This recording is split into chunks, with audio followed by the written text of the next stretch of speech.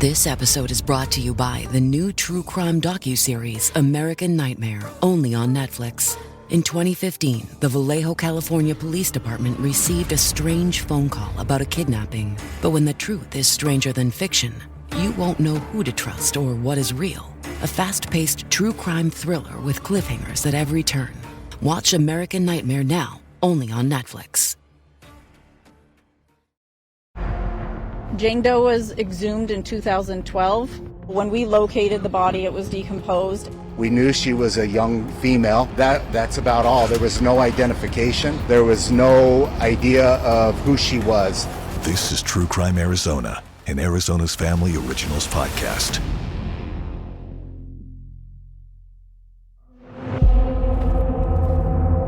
Apache Junction, Arizona, August 1992. There was nothing out here. These were dirt roads where we're at right now. Baseline was a dirt road. Idaho was dirt. It was very, very infrequent that people would come out here. Even today, in 2023, Apache Junction is much more rural than Phoenix and other surrounding cities, even though it's only about a 40-minute drive away. So what investigators were about to find was going to rock the city and those living there at the time. Back in August of 1992, August 6th of 92, we were called out here for remains that had been found. They were badly decomposed remains. There was an individual that was walking out here with his dog. He found these remains and he called 911. During that time, that's current Apache Junction Police Chief Mike Pooley. Who this individual was and how they got out there. The one thing that we were never able to identify is who this individual was. We knew she was a young female, and that's about all. There was no identification. There was no idea of who she was. It's not very common that we find bodies that are dumped out here. Unfortunately, this is how so many cases from the 90s ended up, and why you hear about so many Jane and John Does from that decade. With DNA technology non-existent then, if a missing persons report wasn't filed or didn't match up right away, these cases simply weren't getting solved. That's what happened here, and it sadly went cold. That is, until Stephanie Bourgeois took interest. In 2008, I was sent to training up in the Grand Canyon, and it was with the FBI, their BAU, their Behavioral Analysis Unit. When she came back to the AJ Police Department, she went through their files to see if anything she learned could be applied to cold cases, and found one of their oldest ones was Apache Junction, Jane Doe. So she started by putting Jane Doe into multiple online databases. Jane Doe was exhumed in 2012. I went up to Superior with Dr. Anderson, who's the forensic anthropologist down in Pima County. And we exhumed her and we got a DNA sample, and that was submitted to the DNA Doe Project so that they could do genetic FIG. It's forensic investigative genetic genealogy. And that's how we got where we are today, because they identified her through her family tree. They hired the DNA Doe Project in 2018, who've had an incredible track record solving cases through genealogy. As they were waiting to see if they could find a match, the AJ Police Department was doing what they could to get Jane Doe's case out in the public, putting up billboards, getting a composite sketch made of what they believed she looked like, and publicly talking about her. We also did the Arizona Missing conferences, and she was one of the cases that we would talk about. Eventually, the DNA Doe Project got a hit, but it was so distant it would take months of analysis to see if they could pinpoint who Jane Doe might be. It did not start with an immediate family member. It started with like 20th or 50th cousin, and the DNA Doe Project is the one who narrowed it down. They did find a tester over 5 years when they narrowed it down, and that tester was a first cousin. We knew who the mother was, and that's when we went out to speak to the family and collect DNA samples for the state to test. It came back a match, and now a bombshell break in this case. November 17th, 2023, an announcement more than 3 decades in the making. She's been identified as 15-year-old Melody Harrison. She was a freshman at South Mountain High School. She was from Arizona. She's lived in that same area her entire life until when we found her. They realized this case was first handled in 1992 by the Phoenix Police Department. We know that Melody was reported missing by her mother in June of 1992. And during that time, Phoenix Police Department took the missing juvenile investigation. We're currently working with the Phoenix Police Department now to try to further our investigation on how did Melody get out here. The manner of death, the cause of death was never determined. That's something that we're going to be trying to look at. That is the key factor that's needed here, and one that could have an ominous possibility depending on what it is. More on that in a minute. Stephanie Bourgeois met with Melody's family after the discovery and was able to confirm evidence found at the scene that the family recognized. Melody was wearing a ring, a gold nugget designed ring on her left ring finger. And I had taken a picture of it, and I took other property, her clothing. She had a Phoenix bus token for student use. And I did bring those photos with me, and I did show the family. Immediately when I showed the sister and the mother the ring, they identified that ring as being Melody's ring. It turned out Melody had been removed from the missing persons databases in 1996 after multiple people reported sightings of her. So her family believed for decades Melanie just wanted no part of them anymore. It's a gut-wrenching thought when you learn what really happened. They were emotional. I mean, they were very upset. I mean, they hadn't seen her in 30 years, but I mean, you know, they talked about her. They showed me her picture. It was just emotional. The big question investigators had for the family was, what happened that day in June when she disappeared? Had she run away? Did something unusual happen? That answer was actually found somewhere else, in an old Phoenix PD report. Melody was a homebody, and she did not participate in like extracurricular activities. She would come directly home after school. But in the Phoenix report that we have, which we go off of because they had the initial contact, there was a disagreement between her and a sibling over the use of a phone. And so she was upset over using the phone, is what the report says. And so she left the residence, which was uncharacteristic of her. And when the mother came home, she called everybody to find out where she was, and nobody had seen her. And that was the last time they saw her. Remember earlier, I said the cause of death would be important. When we located the body, it was decomposed, and the ME report does not state anything about blunt force trauma or stabbings or wounds of that nature. Bourgeois says the medical examiner noted the body had been out there for 4 to 10 weeks. It was also the dead of summer in Arizona, the extreme heat leading to faster decomposition. There is no other DNA right now. We do know where she's at, and that goes into the whole story of where Melody was ultimately buried. We do know where it's at. The reason why this will become so important is because at least 2 known serial killers were operating in and around Phoenix at the time in 1992. Brian Patrick Miller, commonly known now as the Zombie Hunter, was recently convicted for the Phoenix Canal murders and deaths of Angela Brasso and Melanie Bernis, in November of 1992 and September of 1993.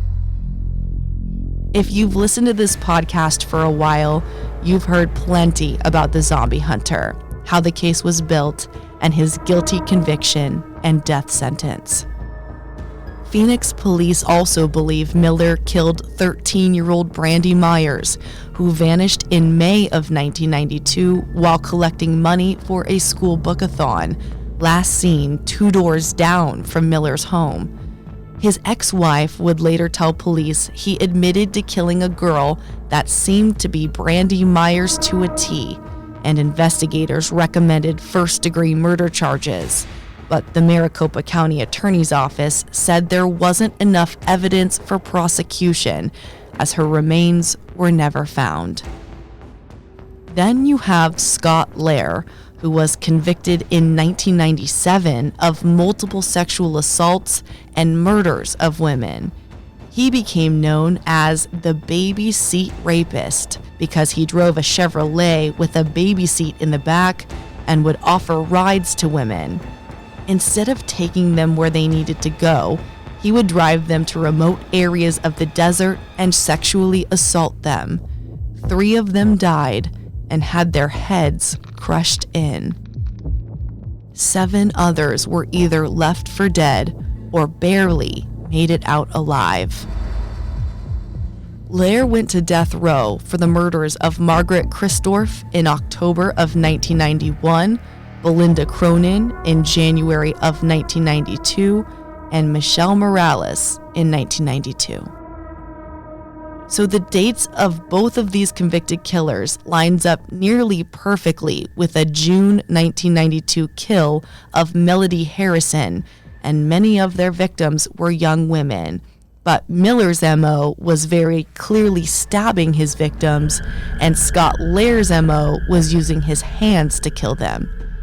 Chief Investigative Reporter Morgan Loew asked the AJ Police Chief and investigator about the possibility of Miller and Loew being responsible for Melody Harrison's death. Right now, we look at all possibilities. We don't know if they were involved or if they had anything to do with it, but it's something when we see cases like that, we do look into those. We try to track back any information we have. We will look at all leads. It's not like we just look at maybe what we know about them. We definitely will follow up on all the leads that we have, including these 2. But we were hoping to get more information about her because at the scene of her death, there was undetermined causes through the ME report and stuff. So we need to follow up with all leads.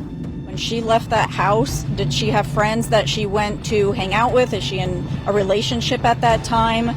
Just anything anybody can provide to us to give us some insights into what was going on at that time. If she would come out here with friends, like how did she get out here? Anything that could help us, tell us why she was here and how she ended up here. There's also something else. A girl who went missing and was found not very far from where Melody's remains were found, with odd similarities. I want to bring on investigative reporter Morgan Loew to analyze these possibilities with me as we look at the set of facts we have, because this is all pretty alarming. So Morgan is here now. Morgan, you were at the press conference, and you and I had a little bit of a conversation after it because there are some kind of interesting set of facts. Yeah, and this is just a lot of young women in a short amount of time. I mean, six names: Michelle Morales, Brandy Myers, Shannon Almack, Melody Harrison, Angela Brasso, who was older, Melanie Bernis, and then later Adrienne Salinas. I mean, this is 6 or 7 young women, minus Salinas, who disappeared and were murdered over about a year and a half. And that stands out. Such a short time frame. So some of these cases were now solved. We know about Miller's victims. We know some of Scott Loew's victims for sure. Mm-hmm. But some of these cases are still unsolved. I know you and I have both looked at the Shannon Almack police report and case file. Loew is brought up in that. That's still unsolved. Mm-hmm. So when we look at what's happening with Melody's case, the problem here that we need to know is the cause of death, right? Right. So they said that it is an undetermined cause of death. And what does that mean? Does that mean that they found no bullet holes or stab wounds on the body? We don't know. The sense that I got today out there was that the body was in such a condition of decomposition that they were unable, from examining the body. So we don't know how this person died. And as you said, Miller and Loew had sort of an MO. Miller used a knife. Loew was blunt force trauma, would hit the victims in the head with rocks or bricks, that kind of thing. So we don't know, but there are definite similarities. And time frame. Time frame, yeah. I mean, this would land right after Brandy Myers disappeared, and somewhere around Shannon Almach after her, and then before Brasso and Burness, who are the ones that we know are Brian Patrick Miller victims. And if it was a Loew situation, Loew was arrested right after this time. He was arrested in late June of 1992. So we have two serial killers running around Phoenix, taking women and young girls off of the street, abducting them or inviting them into a vehicle to give them a ride, or just attacking them right on the street. It's all happening at the same time.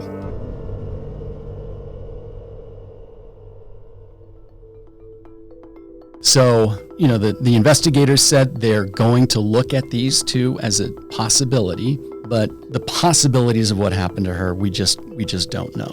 The other one that is odd that you alluded to is Adrian Salinas. 22 years later, also disappears in June, body also found in August, also dumped in Apache Junction. Weird. Yeah, and she was a teenager. Now, Loew could not have been her killer because he was behind bars, correct? Right. So, but we have not been able to completely discount Brian Patrick Miller as a potential person. I know you've done extensive reporting on this case. Where does that stand in terms of possible suspects for her? Brian Miller is definitely still a person of interest in Adrian Salinas' death. We know that Miller was in the neighborhood within 24 hours of when Adrian Salinas disappeared. She disappeared at like 4 a.m. He helped somebody move in Tempe later that morning and then went to a party in Tempe that night. So he's definitely a person of interest. The problem is with Salinas, it's sort of similar to Melody Harrison. They've got no cause of death. They don't know how she died, and there was so little evidence at the scene because of decomposition, because of the desert and how long the remains had been out there. And, Adrian Salinas was found 10 and a half years ago, and they still don't have the killer. And so, I worry as somebody who looks at these cases that, yes, we now know who this person was, Melody Harrison, but we're not closer to finding who killed her. That's why police want to know, if you were a friend of hers, who did she hang out with? So really now they're starting from square one. But I think one of the things they don't have is DNA evidence. And as you know, that has been such a key. Yeah. I mean, that's what's solving these 80s, 90s, early 2000s cases these days is DNA. Is there any chance, because I heard the chief say during the press conference, we know where she is. We know where the remains are. We know where they're buried. We know where this is. Even decomposed, is there a chance you can get DNA off of that? I'm feeling like that answer is no as I say it, but then again, technology has been able to account for very degraded remains and actually be able to pull certain human cells that just wasn't possible decades ago. What's the likelihood on that? Yeah, they did the DNA. They took the DNA, I think, within the last 10 years, and it took a while to get this match through the DNA Doe project. And Family Tree DNA helped figure out who this person was, which, it's a whole different story about how they're identifying missing people or Jane Does and John Does. But so your question, is there a possibility? I suppose there is a possibility. My question, though, is that, since they exhumed the remains in the last 10 years to get her DNA, I wonder if they would have pulled other DNA if they, knew that it was there at that time. Right. Except, and if you step back and you look at it and you say, okay, well, now we know what her DNA is. Do they look for other DNA? They said that her remains are in Superior. And I'm imagining that because she was found in Pinal County, that is where the graves are for the unclaimed bodies. It is. And the reason I know that is because we're dealing with that with another former Jane Doe with the documentary I'm working on right now, who was also buried at the Superior Cemetery. A tough cemetery because there are Jane and John Does just buried there on top of one another. It has become a huge issue. So once I heard Superior, I thought the same thing. I'm like, I know what cemetery they're talking about. Yeah. But it's really hard because you also have other unidentified people buried there, which then jumbles the bones and DNA that could be found in the graves as is. Wow. So, yeah, I guess, if you're an investigator on this case and Phoenix PD and Apache Junction Police are both looking at this, the question is there more evidence that we can get from the remains? That's one avenue, but the other avenue that they're really jumping on now is who were her friends? Who did she hang out with? Let's go back to the day that she disappeared and recreate it.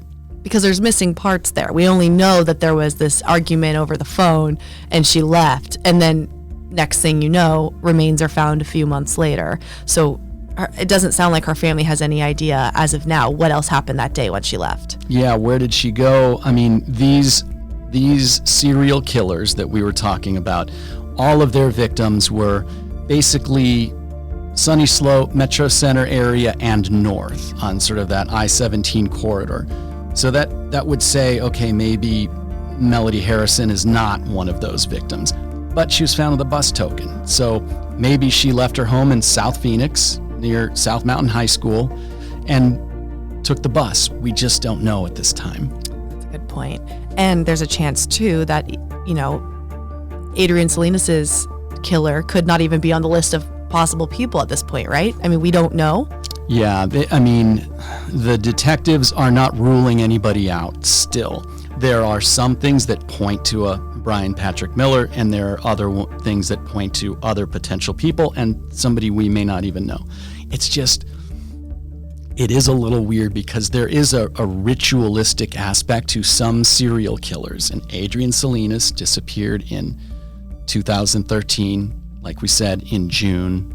Her body was found in August of that year. This girl disappeared in June, again taken to Apache Junction and dumped off there, same as Adrian Salinas.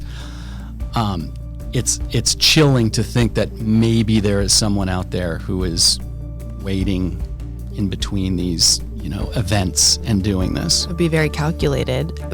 But, of all the desert areas that there are in Arizona, we have seen bodies be dumped or remains disposed of in the desert. You could go anywhere. So the fact that these are both in Apache Junction, it's definitely eerie, if nothing else. Yeah, and I asked Mike Pooley, the Apache Junction police chief today, I said, is it common that people come out here and dump bodies? Do killers come out here and dump bodies? I figured it's out of the main part of the city in the desert. Maybe it's common. He said it's not. It is not common. So to have these two similar ages, the timing of the year, it is definitely something that police are going to look into. So in your professional expertise, where do you think is the place that investigators need to start in terms of ruling in or out some of these serial killers we're talking about? Well, any DNA, and then they've got to go back through the police reports from these cases way back that they used to convict these serial killers. And you've seen it's like 700-800 pages. And look through those. Is there anything in there that rings a bell? Were the people can they place them anywhere near South Mountain in June of that year? Where were they in June of that year? What were they doing? And it could just be a line in a 700-page police report that has this spark. So I think they start there They look at DNA, and then they just try to recreate Melody Harrison's last day that they know. And retrace. Yeah, retrace and talk to everybody who knew her back then.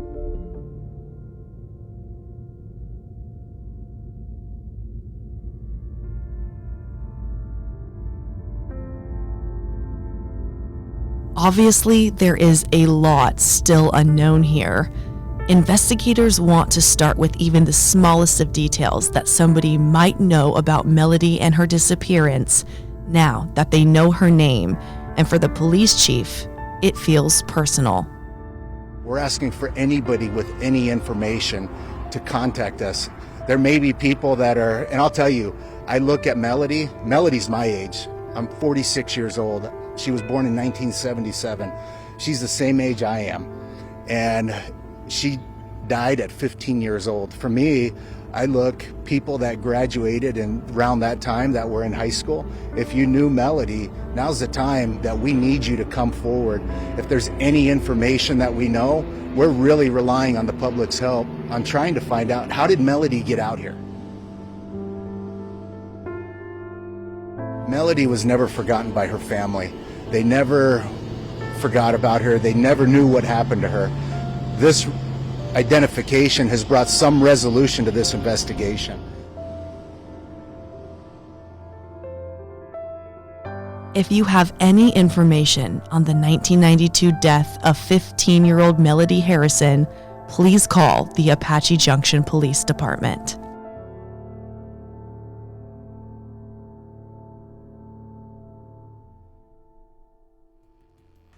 True Crime Arizona, the podcast, is hosted by me, Briana Whitney, and produced by Sergio Hernandez. It's a production of Arizona's Family, 3TV, CBS 5, and azfamily.com in Phoenix, Arizona. This is True Crime Arizona, an Arizona's Family Originals podcast.